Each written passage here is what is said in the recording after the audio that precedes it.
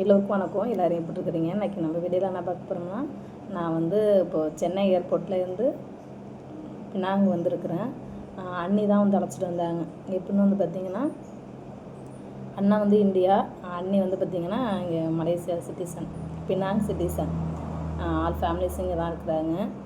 அப்புறம் வந்து பார்த்திங்கன்னா அவங்க அண்ணன் மூலியமாக தான் நான் வந்தேன். அண்ணி தான் வந்து என்னை பிக்கப் பண்ணிட்டு வந்தாங்க.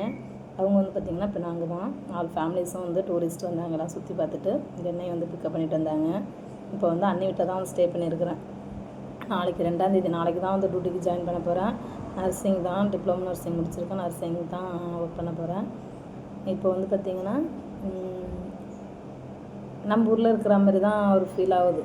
எப்படின்னா அங்கே வந்து வயல்காடு சுற்றிலும் ஏதாவது இயற்கை மரம் அதெல்லாம் பார்க்கலாம். இங்கேயும் ஒரு சில இடத்துல இருக்குது.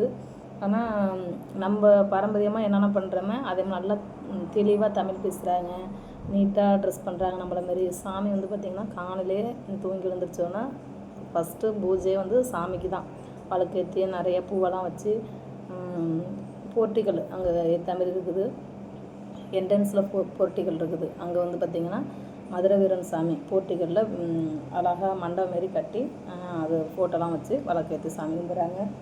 உள்ளே வந்து பூஜை ரூம் இருக்குது. அதுக்கும் அந்த இதுக்கும் அப்படி தான் பூஜை பண்ணி சாமி கும்பிட்றாங்க. மற்றபடி ஃபோட்டோஸ் எல்லாமே வந்து நம்ம ஃபேமிலி ஃபோட்டோலாம் வைப்பாங்க. அதேமாதிரியெல்லாம் இங்கே இல்லை. அந்த கிராமத்தில் உள்ள நம்ம மண்பானை தூக்கிட்டு போகிற மாதிரி, குழந்தைய முதுகில் கட்டிகிட்டு போகிற மாதிரி, மண்பானை தூக்கிட்டு போகிற மாதிரி ஓவியம் வரைஞ்சிருக்கும் பார்த்திங்களா ஃபோட்டோ, அதேமாரி ஸ்டில்ல தான் வந்து வீட்டில் செட் பண்ணியிருக்கிறாங்க. அப்புறம் வந்து பார்த்திங்கன்னா குழந்தைய வந்து முதுகில் டவல் போட்டு கட்டி தலையில் பானை வச்சுக்கிற மாதிரி, அதே போல் வந்து விவசாய சார்ந்த கலைகள் மாதிரி தான் ஃபோட்டோ வச்சுருக்குறாங்க. அதே போல் வந்து பார்த்திங்கன்னா இந்த கோவில் சாமி கும்பிட்றது எல்லாமே வந்து நம்ம ஒரு மாதிரி தான் இருக்குது. ஒரு சில பேர் தான் வந்து கொஞ்சம் மாடர்னாக ட்ரெஸ் போட்டுக்கிட்டு அப்படி இப்படி இருக்கிறாங்க. இவங்களாம் அதே போல் போடுவாங்க. இருந்தாலும் இங்கே இருக்கிறப்ப வந்து பார்த்திங்கன்னா நான் நம்ம ஊரில் இருக்கிற மாதிரி தான் எனக்கு ஃபீல் ஆகுது.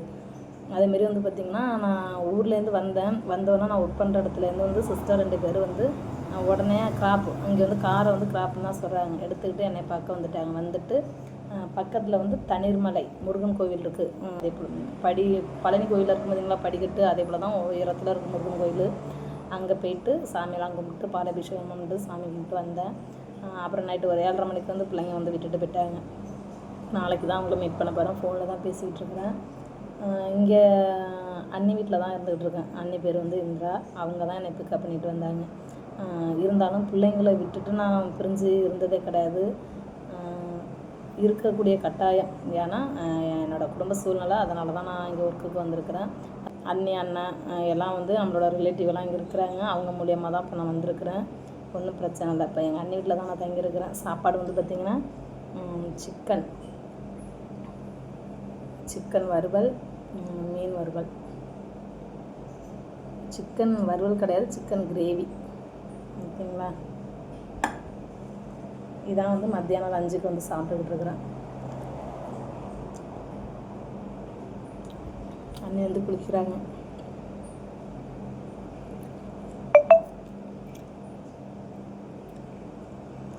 அதனால் நிறைய பேர் சொல்லுவாங்க நம்ம வெளிநாடு தானே போய்க்கலாம் அப்படின்ட்டு. ஆனால் வர்றது அவ்வளோ ஈஸி கிடையாது. இப்போ நம்ம வந்து பாஸ்போர்ட் அப்ளை பண்ணுறதுக்கெல்லாம் ரெடியாக இருக்குது, டிக்கெட்டும் போட்டாச்சு. ஆனால் வந்து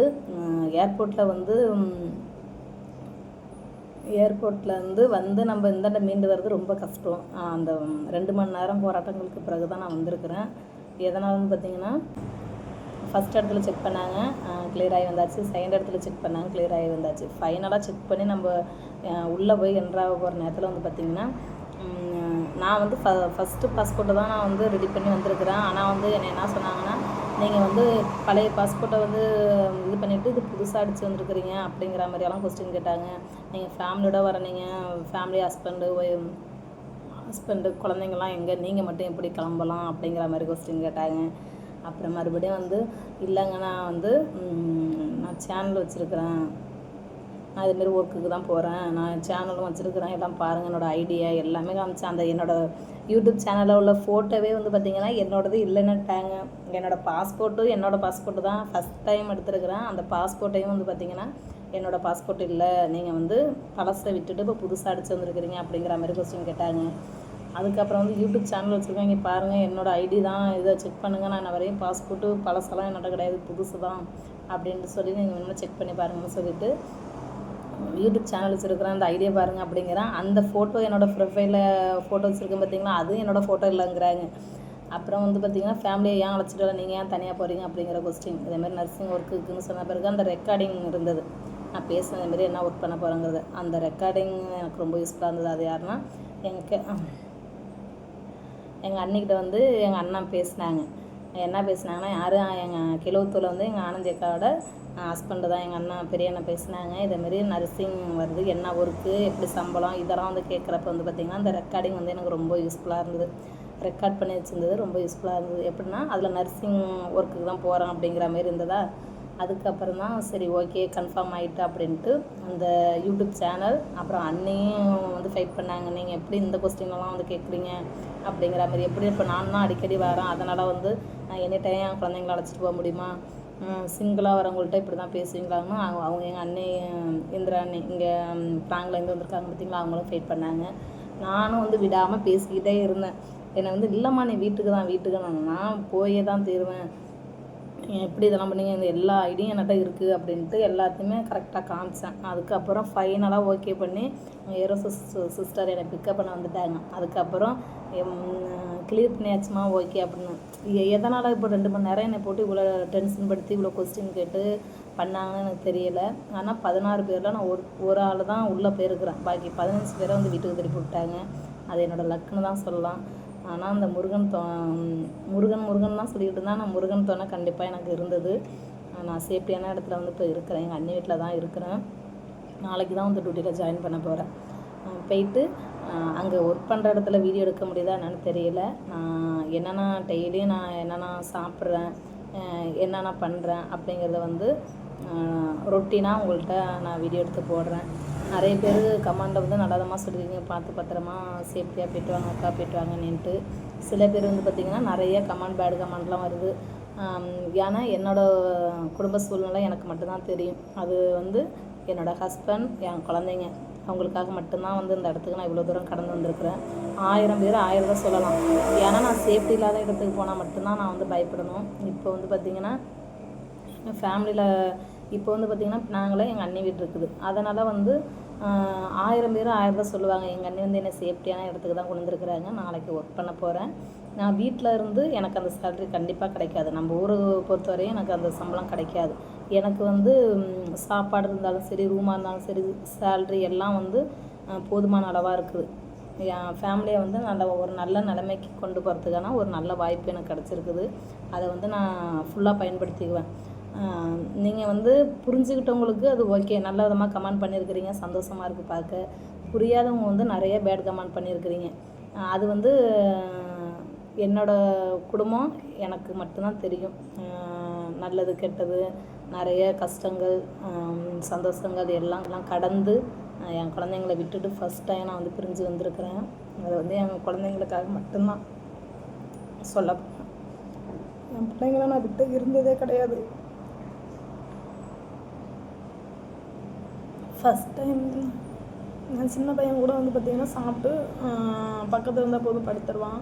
ஆனால் என் பெரிய பையன் வந்து பார்த்திங்கன்னா அவன் பக்கமே தான் முகத்தை வச்சு படுக்கணும், மித்த சைடு திரும்பக்கூடாது. மெதுவாக தூங்க வச்சுட்டு கட்டில் அதுக்கப்புறம் தான் பெட்டை விட்டு கீழே இறங்குவேன்.